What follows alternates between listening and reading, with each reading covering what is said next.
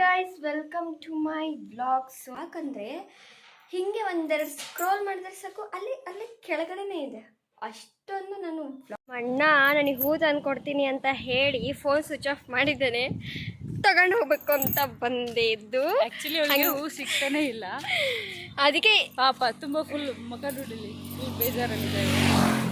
ಬೇಸಲ್ಲಿ ಕಳೆ ಯಾರು ಬಂದಿದ್ದಾರೆ ಅಂತ ಆದ್ರೆ ನಾನು ಕುಡಿಬೇಕು ಅನಿಸ್ತಿದೆ ಟೀ, ಅದಕ್ಕೆ ಕುಡಿದಿದ್ದೀನಿ.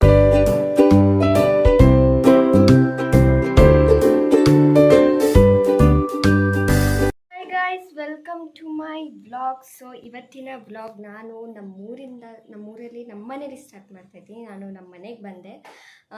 ಇವತ್ತಿನ ವ್ಲಾಗು ದೀಪಾವಳಿ ಹಬ್ಬನ ಯಾವ ರೀತಿ ಸೆಲೆಬ್ರೇಟ್ ಮಾಡ್ತೀನಿ ಅನ್ನೋದಾಗಿದೆ. ನಿನ್ನೆಯಿಂದನೇ ಅದ್ರ ಹಿಂದಿನ ದಿನದಿಂದನೇ ತುಂಬ ಊರಲ್ಲಿ ಒಂದೊಂದು ಕಡೆಯಲ್ಲಿ ಹಬ್ಬ ಸ್ಟಾರ್ಟ್ ಆಗಿದೆ.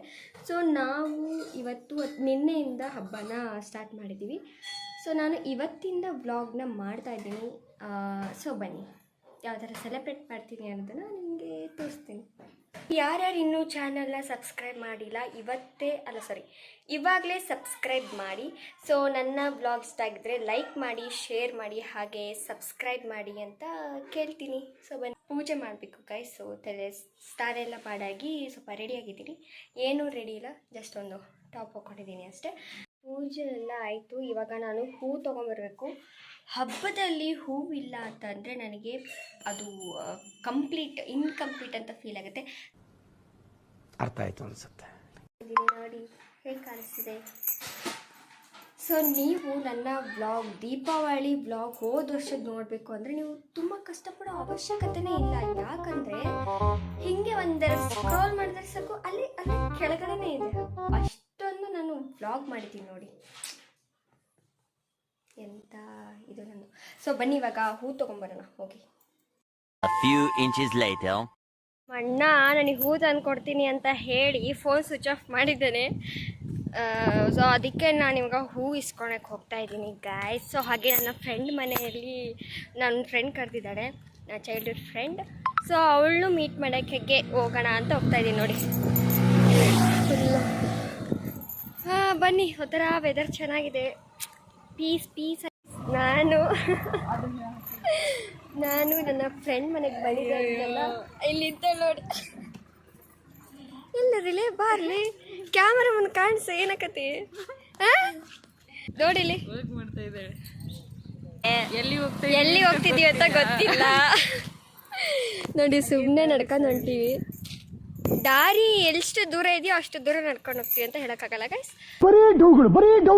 ಇಲ್ಲ ಒಂಚೂರು ಮುಂದಕ್ಕೆ ಹೋಗಿ ವಾಪಸ್ ಬರ್ತೀವಿ. ಯಾಕಂದ್ರೆ ಇನ್ನೂ ಊಟ ಮಾಡಿಲ್ಲ ನಾವು ಅಲ್ಲ.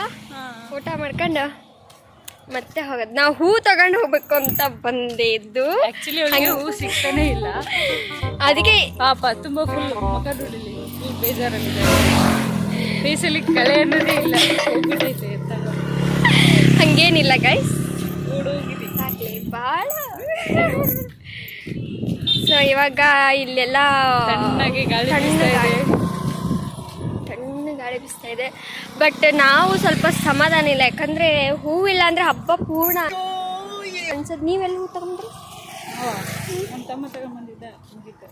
ನೋಡಿ ಗೈಸ್, ನಾವೇ ಹೋಗಿ ತಗೊಂಡ್ಬರ್ಬೇಕು. ಇವಳೇನು ಕಿತ್ತನ್ ದಬ್ಬಾಕಲ್ಲ, ಇವಳು ನಾನೇ ಹೋಗ್ತಾ ಇದ್ದೀನಿ. ಹೋಗ್ತಾ ಇಲ್ಲ, ಕಾಲ್ ಮಾಡ್ತಾನೆ. ಇಲ್ಲ ನಾನೇ ಹೋಗ್ತೀನಿ. ನಾನೇ ಹೋಗ್ಬೇಕು ತಗೊಂಬರಕ್ಕೆ.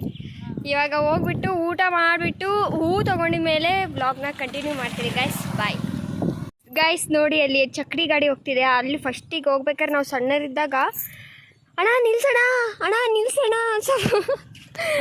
ಅಣ್ಣ ಒಂಚೂರು ಅಲ್ಲಿವರೆಗೂ ಡ್ರಾಪ್ ಕೊಡೋಣ, ಅಣ್ಣ ಸ್ವಲ್ಪ ಇಲ್ಲಿವರೆಗೂ ಡ್ರಾಪ್ ಕೊಡೋಣ, ಸಾಕು ಹೋಗ್ತೀವಿ ನಾವು ಅಂತ ಅಂತಿದ್ವಿ. ಯಾರು ಬಂದಿದ್ದಾರೆ ಅಂತ ಎಂತ ಸರ್ಪ್ರೈಸ್ ಆಗಿ ಕೊಟ್ಲು. ಮರ್ಯಾದೆ ಚೆನ್ನಾಗಿಲ್ಲ ಅಂತಂದು ಗೈಸ್ ಮತ್ತೊಂದ್ಸಲ ಹಾಕೊಂಡು ಕುಡಿತಿದ್ಯಲ್ಲ.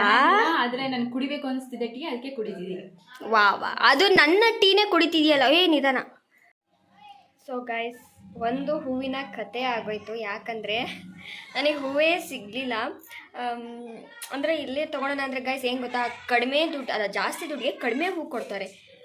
ಅದು ಸುಮ್ಮನೆ ವೇಸ್ಟ್ ಅಂತ ಫೀಲ್ ಆಗುತ್ತೆ. ಸೊ ದ್ಯಾಟ್ಸ್ ವಾಯ್ ನಾನು ಅಲ್ಲಿ ಹೋಗ್ಬಿಟ್ಟು ತೊಗೊಂಬರೋಣ ಅಂತ ಅಂದ್ಕೊಂಡಿದ್ದೆ. ಆದರೆ ಇವತ್ತು ನನಗೆ ಹೋಗಬೇಕಾದ್ರೆ ನಮ್ಮ ಅಪ್ಪಾಜಿ ಫ್ರೆಂಡ್ ಒಬ್ಬರು ಸಿಕ್ಕಿದ್ರು, ಅಂದರೆ ನಮ್ಮ ಅಪ್ಪಾಜಿ ಪರಿಚಯ ಇರೋರು.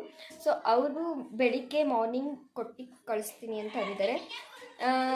ಸೊ ಬಂದರೆ ಸಾಕು, ಹೂವು ಸಿಕ್ಕರೆ ಸಾಕು. ಬಟ್ ಇಲ್ಲಿ ಸಿಗಲ್ಲ ಗೈಸ್, ಹೂವೇ ಸಿಗ್ತಿಲ್ಲ. ಯಾಕಂತ ಗೊತ್ತಿಲ್ಲ, ಯಾರೊಬ್ಬರು ಹೂವೇ ಹಾಕಿಲ್ಲ ಅವ್ರ ಹೊಲದಲ್ಲಿ.